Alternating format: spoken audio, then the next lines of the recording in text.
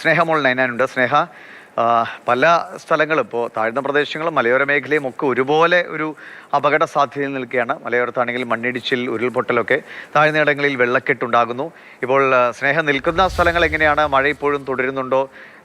ആളുകൾ ഒരു ഒരു ആശങ്കയുടെ സാഹചര്യത്തിലാണോ?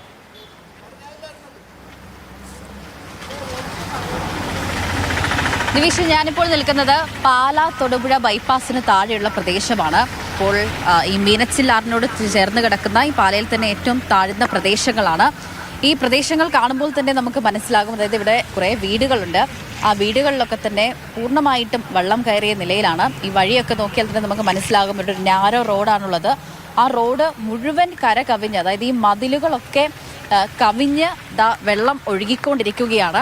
രാവിലെ തന്നെ ചെറിയ തോതിൽ നിറഞ്ഞു തുടങ്ങിയതായിരുന്നു. ഇപ്പോൾ വൈകുന്നേരമായപ്പോഴേക്കും വെള്ളം ഉയർന്നു തുടങ്ങി എന്നല്ലാതെ വെള്ളം ഇറങ്ങുന്ന ഒരു അവസ്ഥയില്ല. ഉച്ചയോടുകൂടി തന്നെയാണ് ഈ ഒരു അവസ്ഥയിലേക്ക്, ഇവിടെ ഈ ഒരു സാഹചര്യത്തിലേക്ക് ഇങ്ങനെ എത്തിയത്. അതായത് ഈ സ്ഥലത്തുണ്ടായിരുന്ന ആളുകളെയൊക്കെ തന്നെ മാറ്റി പാർപ്പിച്ചിട്ടുണ്ട്.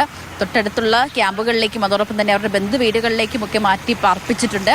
ചില ആളുകൾ അതായത് ഇവിടെ നിന്നും മാറാൻ തയ്യാറല്ല, അവരിപ്പോഴും അവിടെയുണ്ട്. ആ ദൃശ്യങ്ങളിലൊക്കെ നമുക്ക് കാണാം. അപ്പം ഈ രണ്ടാം നിലയിലേക്കാണ് അവർ മാറിയിരിക്കുന്നത്. അതായത് ചെറിയ തോതിൽ വെള്ളം കയറിയപ്പോൾ മുതൽ തന്നെ അവർ ഈ സാധനങ്ങളൊക്കെ തന്നെ രണ്ടാം നിലയിലേക്ക് എടുത്തു വെച്ചു. അവിടെയാണ് അവർ കഴിയുന്നത്. നേരത്തെ തന്നെ ഒരു ഫയർഫോഴ്സ് ഉദ്യോഗസ്ഥൻ നമ്മളോട് പ്രതികരിച്ചിരുന്നു, ആളുകൾ വെള്ളം ഇറങ്ങും എന്ന പ്രതീക്ഷയിൽ അവിടെ നിന്ന് മാറാൻ തയ്യാറല്ല, അവരവിടെ തന്നെ തുടരുകയാണെന്നാണ്. പക്ഷേ നടക്കുന്നത് നേരെ വിപരീതമാണ്. അതായത് ഈ വെള്ളം കൂടിക്കൊണ്ടിരിക്കുകയാണ്. ഈ റോഡും അതോടൊപ്പം തന്നെ ഈ വീടും കാണുമ്പോൾ നമുക്ക് മനസ്സിലാകും.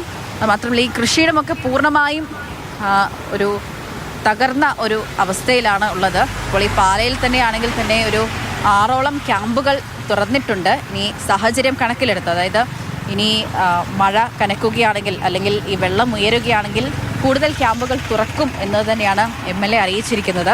അപ്പോൾ ഈ പ്രദേശം, ഇവിടെ ആളുകൾ ഇനിയും താമസിക്കുന്നുണ്ട്.